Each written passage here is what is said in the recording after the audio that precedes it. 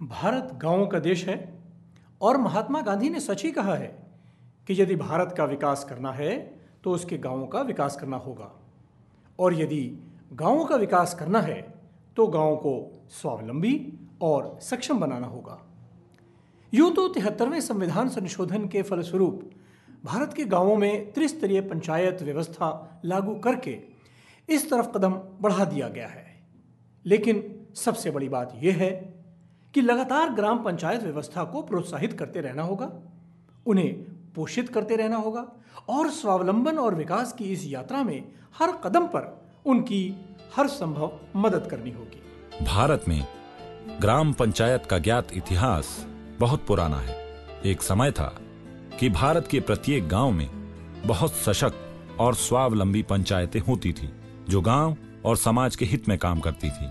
लेकिन समय के साथ साथ पंचायती राज प्रणाली कमजोर होती गई और हालत ये हो गई कि 73वें संशोधन के बाद ग्राम पंचायत प्रणाली को सशक्त बनाने के लिए कुछ ऐसे कदम उठाने की जरूरत पड़ी जिनसे ग्राम पंचायतों को अपनी दिशा, अपने लक्ष्य और अपनी चुनौतियों का तो पता चले ही, लेकिन साथ ही उन प्रयासों में पंचायत का हर सदस्य पूरी शिद्दत से काम करे।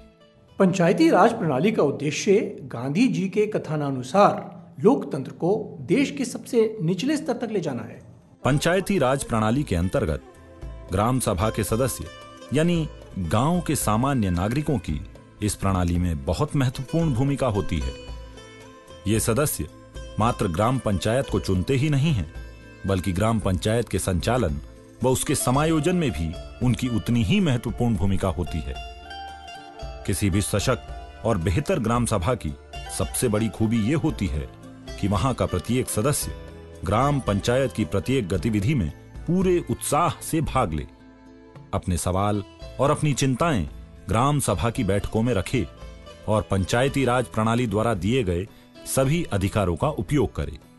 क्योंकि जहां ग्राम सभा सशक्त होगी वहीं ग्राम पंचायत मजबूत होगी, और मजबूत ग्राम पंचायत, पंचायती राज प्रणाली ही मजबूत लोकतंत्र और मजबूत देश की पहचान होगी। इसी विचार के साथ कि पंचायती राज प्रणाली को ज्यादा सशक्त, ज्यादा प्रभावशाली, ज्यादा स्वावलंबी और ज्यादा महत्वपूर्ण बनाना है, भारत की केंद्र सरकार ने पंचायतों को प्रोत्साहन देने के उद्देश्य से राष्ट्रीय गौरव ग्राम सभा पुरस्कारों की स्थापना की है।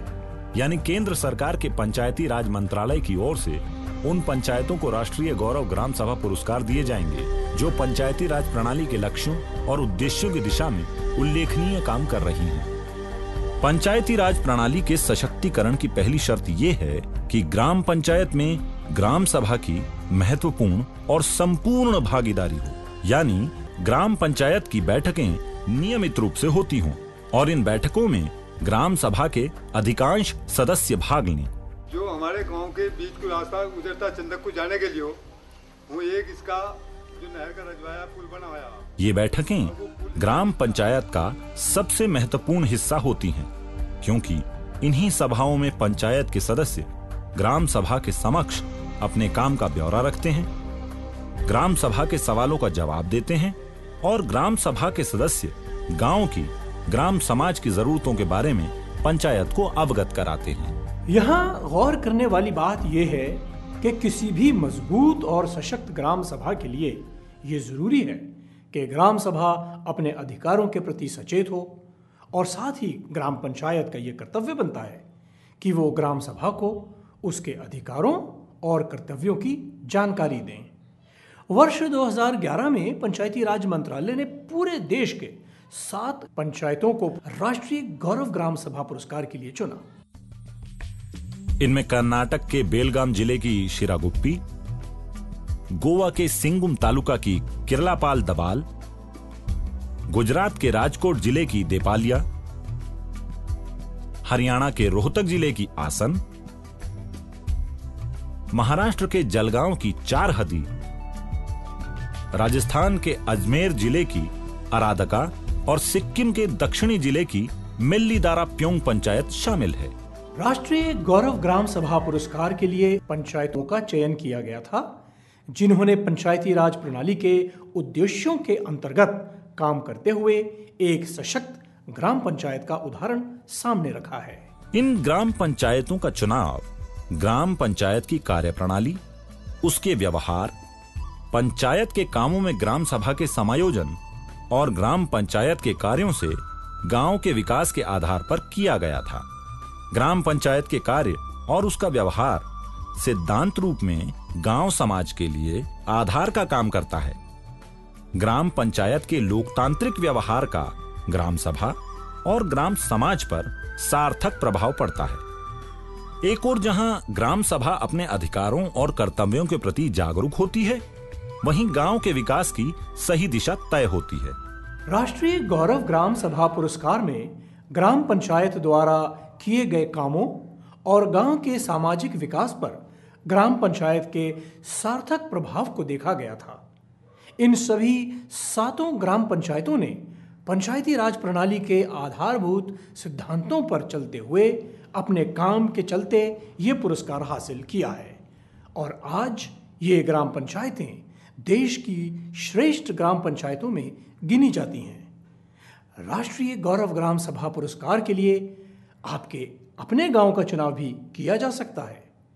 73वें संविधान संशोधन यानी पंचायती राज प्रणाली के सिद्धांतों पर चलते हुए आप भी अपने गांव की ग्राम पंचायत को एक आदर्श ग्राम पंचायत बना सकते हैं। लेकिन आखिर वो क्या चीजें हैं जिन्हें देखकर इन गांवों को इस राष्ट्रीय पुरस्कार के अनुकूल समझा गया?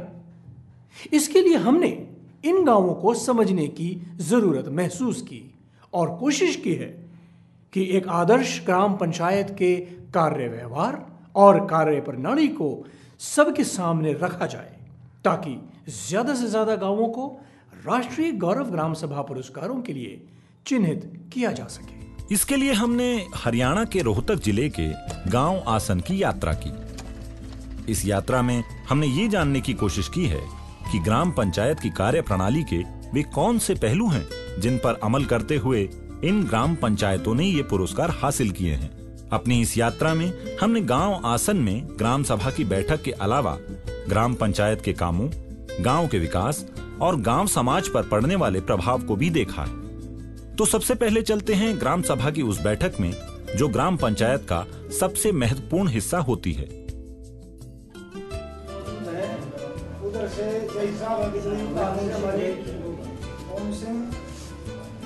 ये डॉक्टर साहब है हमारे सीनियर डॉक्टर हैं पशु अस्पताल के, ये जूनियर हैं, ये जय साहब हैं गिरीश बत्रा जी पंचायती राज विभाग से, ये हमारे सेक्रेटरी हैं अश्विनी कुमार पंचायती विभाग से, ये बीडीओ ऑफिस से पंचायत ऑफिसर हैं श्री रमेश कुमार जी, ये मैडम पुष्पलता जी हैं principal government girls senior secondary school. Panchayati Raj व्यवस्था की सबसे बड़ी खूबी ये है कि इससे लोकतांत्रिक उपादान जैसे पंचायत अपना चुनाव करने वाले जैसे ग्राम सभा के लिए प्रत्यक्ष रूप से जवाबदेह हो जाती है। ग्राम सभा की इन बैठकों में ग्राम सभा के सभी सदस्य पंचायत के सामने अपनी मांगे रखते हैं और पंचायत द्वारा किए गए कामों का लेखा जोखा मांग सकते हैं। ग्राम सभा की इन बैठकों में आप पंचायत के आय व्यय यानी हिसाब किताब की भी जांच कर सकते हैं। इसके अलावा 73वें संविधान संशोधन द्वारा ग्राम सभा को पंचायती राज प्रणाली का सबसे महत्वपूर्ण स्तंभ मानते हुए पंचायत की सालाना कार्य योजना और बजट को मंजूरी देने की जिम्मेदारी भी ग्राम सभा को ही दी गई है। और बताओ जी कोई दूसरी समस्या? ग्राम सभा के सदस्य यानी आप सरकार की विकास योजनाओं से लाभ उठाने वाले लोगों का चुनाव कर सकते हैं। गांव के कुदरती संसाधनों की देखरेख व उनके उपयोग से जुड़े फैसले लेते हैं। एक आदर्श ग्राम सभा के लिए जरूरी है कि उसकी बैठकें साल में कम से कम 4 बार जरूर बुलाई जाएं। ये बैठकें सरपंच भी बुला सकता है या फिर ग्राम सभा के सदस्यों के सुझाव पर भी आयोजित की जा सकती हैं। ग्राम सभा की ये बैठकें ग्राम सभा के सदस्यों की मांग पर किसी विशेष मुद्दे पर विचार करने और निर्णय लेने के लिए भी बुलाई जा सकती हैं।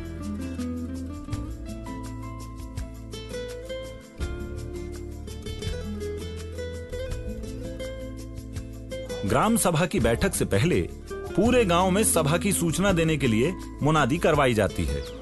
पूरे गांव के सार्वजनिक स्थानों पर सभा की सूचना, उसके एजेंडा आदि के बारे में नोटिस चिपकाए जाते हैं। पंचायत ग्राम सभा की बैठकों के अनुसार ही अपनी कार्य योजना तैयार करती है और गांव के विकास के लिए समुचित निर्णय लेती है और फंड देती है। गांव आसन में सचेत और सशक्त ग्राम सभा के चलते पंचायत द्वारा गांव में कई काम किए गए हैं।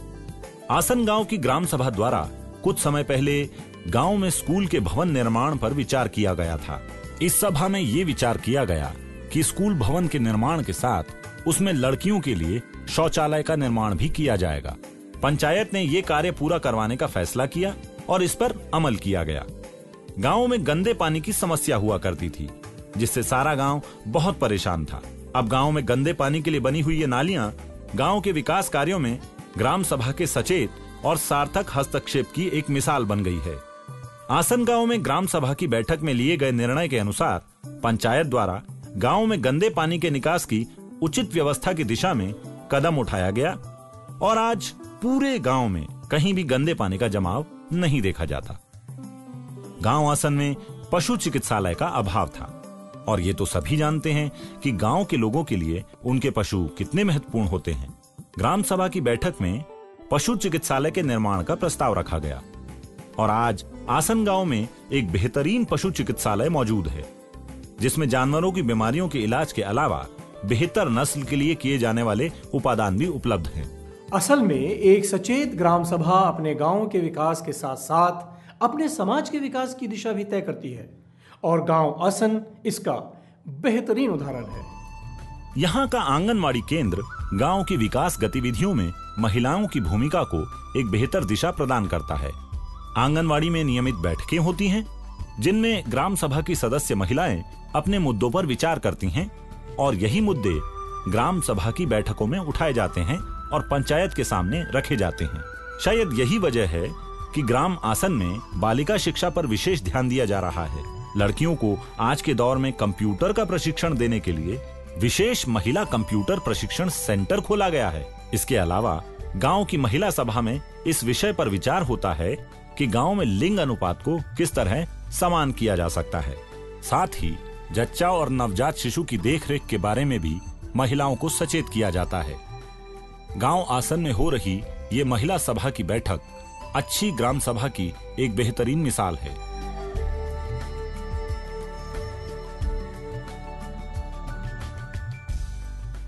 तिहत्तरवें संविधान संशोधन द्वारा इस बात का पूरा ध्यान रखा गया है कि ग्राम सभा की गतिविधियों में महिलाओं, वंचित वर्गों और अनुसूचित जाति एवं जनजातीय वर्गों का भी उचित प्रतिनिधित्व मिले। इसके लिए यह सुनिश्चित किया गया है कि महिलाओं को कुल 1/3 आरक्षण मिले। इस तरह आदर्श ग्राम सभाओं में महिलाओं को उचित प्रतिनिधित्व मिलता है। कुछ समय पहले ग्राम सभा ने आसन गांव में एक डिस्पेंसरी बनाने का प्रस्ताव रखा, जिसे पंचायत द्वारा मंजूर कर लिया गया और आज गांव में एक डिस्पेंसरी के साथ साथ एक हेल्थ सेंटर भी है, जहां एलोपैथी और आयुर्वेदिक दोनों प्रणालियों का इलाज संभव है। गांव के स्कूल, हेल्थ सेंटर और अन्य सामाजिक सुविधाओं में काम करने वाले कर्मचारियों को लेकर भी ग्राम सभा की बैठक में विचार विमर्श होता है और अगर किसी कर्मचारी के काम को लेकर शिकायत आती है तो उसे ग्राम सभा की बैठक में बुलाकर उससे जवाब तलब किया जा सकता है।